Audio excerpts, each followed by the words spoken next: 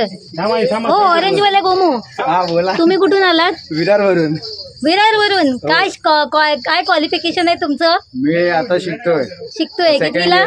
Second इयरला. पण हे कसं वाटतंय तुम्हाला? हे सणामध्ये आपलं ती वेशभूषा करायची ती एक वेगळीच इच्छा, म्हणजे इच्छा पण असते आणि वेगळी मजा असते. एकंदरीत तुमच्या एक्सप्रेशन वरून मला वाटलं.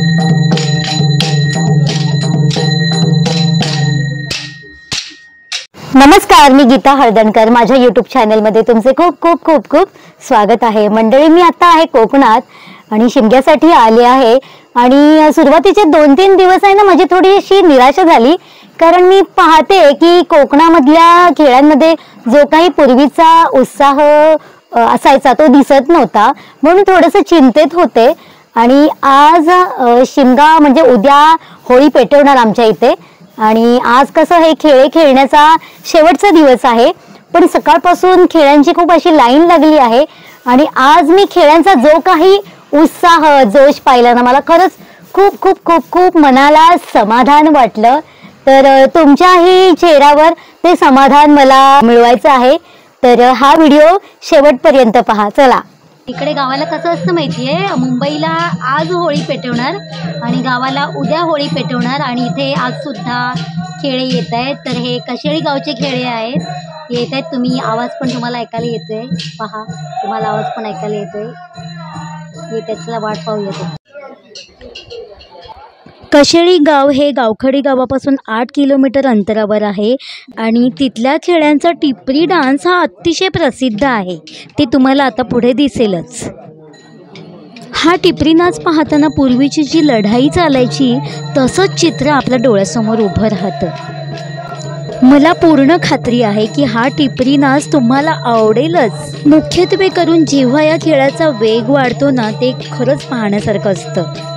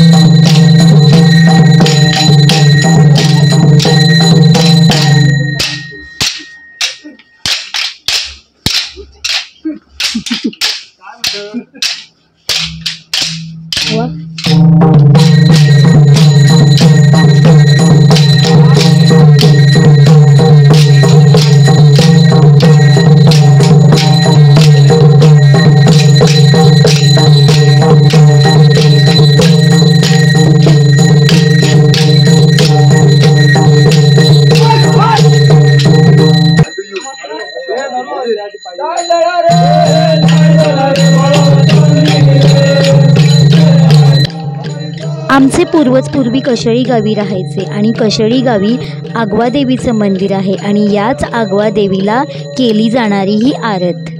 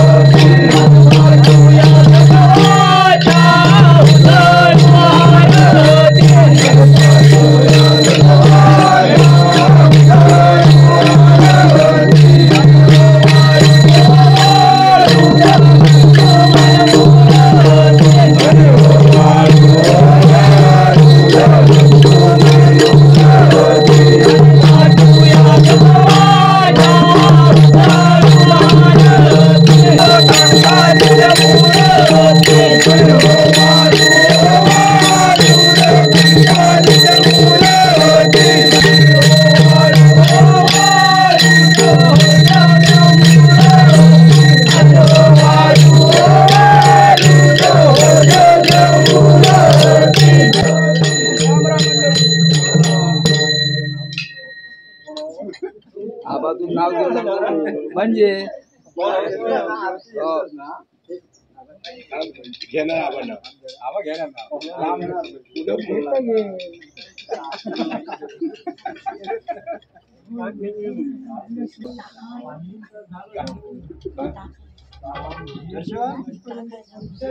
राम राम मंडळी.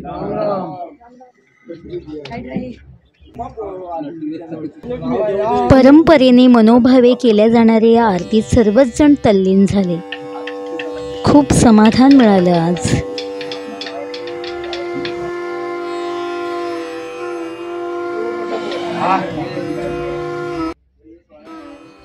आरती झाली आणि या सर्व खेड्यांनी क्षणभर विश्रांती घेतली. या सर्व गोष्टींचा विचार करून आमच्या पूर्वजांनीच केलेली ही आसन व्यवस्था. पायात चप्पल नाही घालत, मग अनवाणीच आता सगळीकडे फिरणार. मला वाटलं चप्पल घालतात सर्वजण पूर्वीच्या काळी, मग तुम्ही अनवाणी? बापरे. आणि मग आता तुमचं काय व्हेकल आहे की तुम्ही चालत वगैरे जाता? चालतच. अच्छा अच्छा, बरं बरं. आता तुमच्याकडे जे आले ते पण बहुतेक करून शिकलेले लोक असतील ना? मग आताची मुलं येतात काय पण आवडीने येतात? अजूनही येतात. बरं आहे, चांगलं आहे. कारण आता सगळे सुशिक्षित झालेत ना, तर कोणी यायला मागत नाहीत. येतात ना?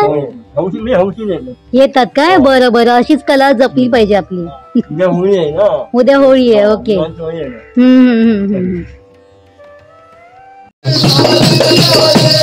घरोघरी गोमूचा नाच सादर करणाऱ्या या गोमू खरंच यांच्यामध्ये खूपच एनर्जी दिसत होती. इतक्या घरी नाच करून सुद्धा यांच्या चेहऱ्यावर थोडासाही थकवा जाणवत नव्हता. या गोमूंचा हसरा चेहराच सर्वांना प्रभावित करत होता.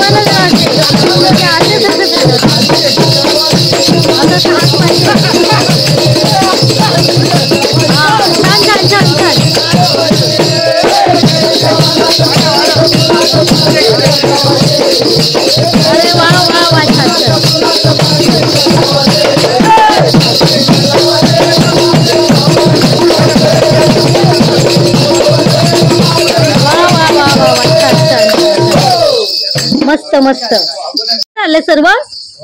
आणि हे दोन गोमू नसले त्या जरा जरा 2 मिनिटं. हो, ऑरेंज वाले गोमू. तुम्ही कुठून आलात? विरारवरून. विरारवरून. काय क्वालिफिकेशन आहे तुमचं? मी आता शिकतोय. कितीला? सेकंड इयरला. पण हे कसं वाटतंय तुम्हाला हे असं कला सादर करायला? हे कसं म्हणजे मी मुंबईला असतो, पण आपल्या सणासाठी इकडे यायला खूप आनंद असतो. हो ना? सणामध्ये आपलं ती वेशभूषा करायची ती एक वेगळीच इच्छा, म्हणजे इच्छा पण असते आणि वेगळी मजा असते. एकंदरीत तुमच्या एक्सप्रेशन वरून मला वाटलं की ही गोमू म्हणजे हुशार आहे गोमू, आणि काहीतरी असं क्वालिफिकेशन वगैरे असेल चांगलं, म्हणून मी विचारलं खास करून तुम्हाला. खास करून तुमचं एक्सप्रेशन बघू ना. Thank you so much. ओके. मोठ्या खेळांचं अनुकरण करून छोट्या खेळांनी खेळलेलं हे खेळेपण.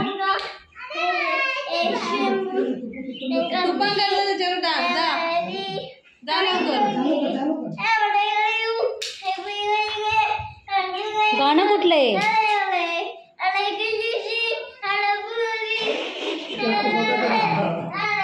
गाणं कुठलं पण आहे? आम्ही पहिल्यांदाच ऐकलंय गाणं. लिहिलंय गाणं.